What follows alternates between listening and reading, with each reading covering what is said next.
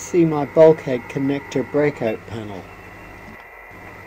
At the moment it has one PL259, two N-types and three BNC connectors. At the other end of the shack you can see my feed-through connectors for the wire antennas and the ATU directly underneath. This is the mains distribution for the shack. The incoming mains is filtered by this Bellingly EMC filter. My 2-meter beam is connected to the shack with 35 meters of 5/8 heliax. It runs down outside the building through that waste pipe, through a pipe in the garden, and ends up in the shed, terminated correctly with an N-type connector.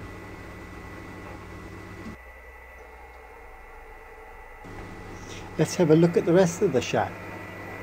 Here you can see a rack that I keep some power supplies and some ancient computers in.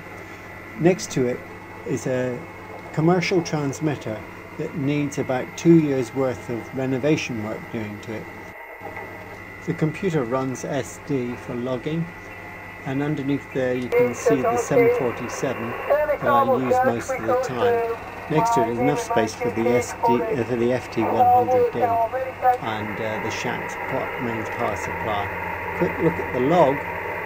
You can see that we've worked ZL1, VQ9, ZL1 again, and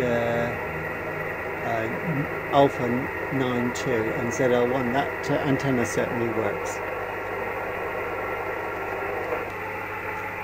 I never like to be too far away from a year planner, and this year already is filling up quite well, with a few DX spots to find myself in.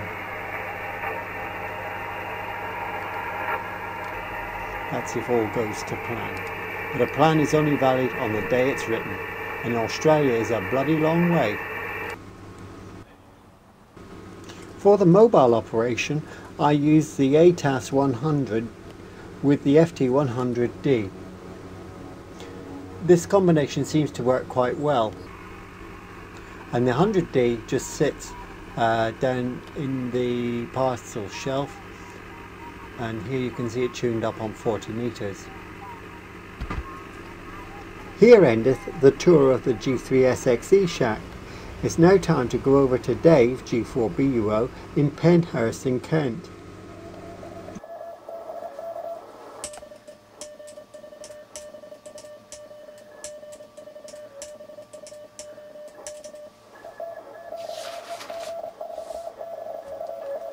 Notice I'm using the GB50 pens.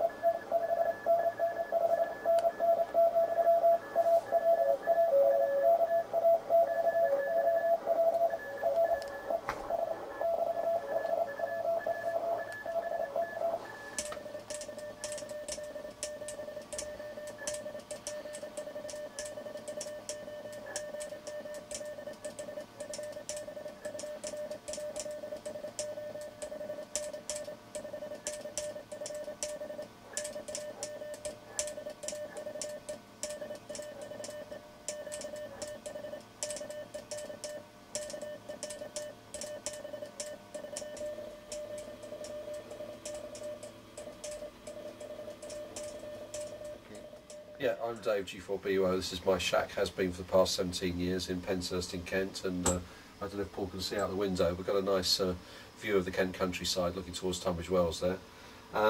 It's changed a bit over the years, more gear and more things piled on top, as you can see, and the computer's very central, which it wasn't when I came here. So we've got two main HF rigs, the FT1000MP, which I've had for a few years now, which I was just using to work a KL7 barefoot. If I want to use an amplifier, I have the Dentron amplifier, which I've had for many years since I was in Gravesend. That works with the FT1000.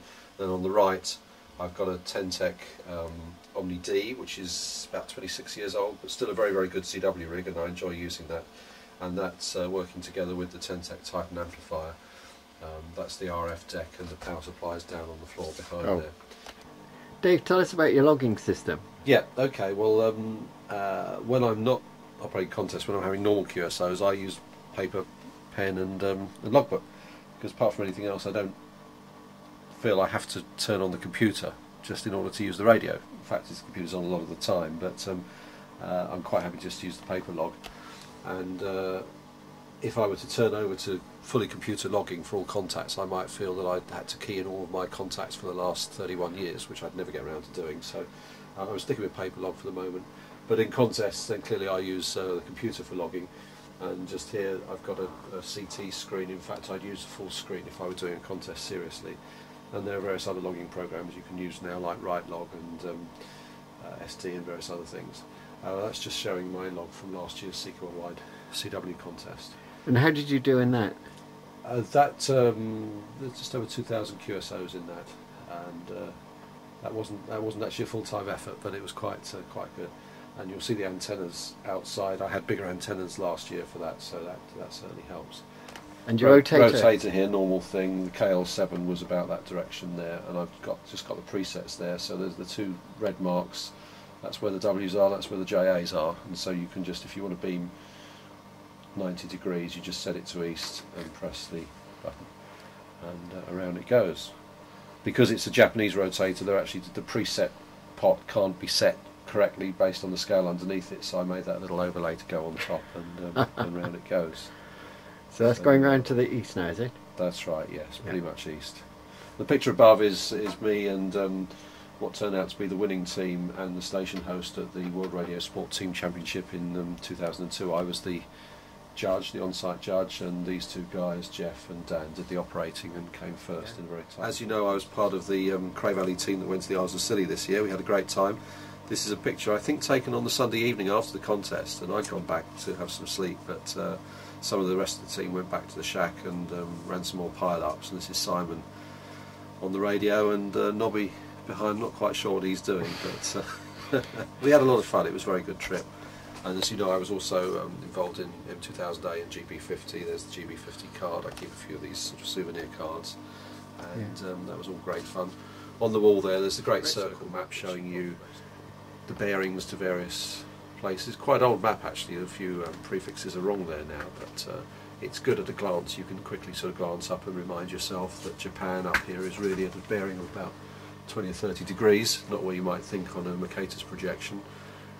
And places out in the Pacific all over the place. There's Pitcairn, there's Wallis Island, so it's useful just to use that. And around there I've got some QSLs from old friends and various things I've been involved with. A friend of mine who was in Colorado. And on the right there, that's me and G3YDV operating in Seattle in the first World Radio Sport Team Championship in 1990. Where Team UK, second one down. Second one down, that's right. Steve's the one on the left with the hair, I'm the one with same hairstyle I've got now, I guess, on the right, operating at the time, and we came 7th out of 26 international teams, so that was very enjoyable. So Dave, what's the story here? Well, this plaque is one I received for winning the ARRL DXCW contest, Top Europe Station.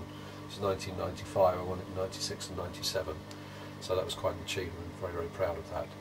And after that I got two other friends, G4TSH and G0UHK, who's also W3EF, and we did in this shack, and you've probably seen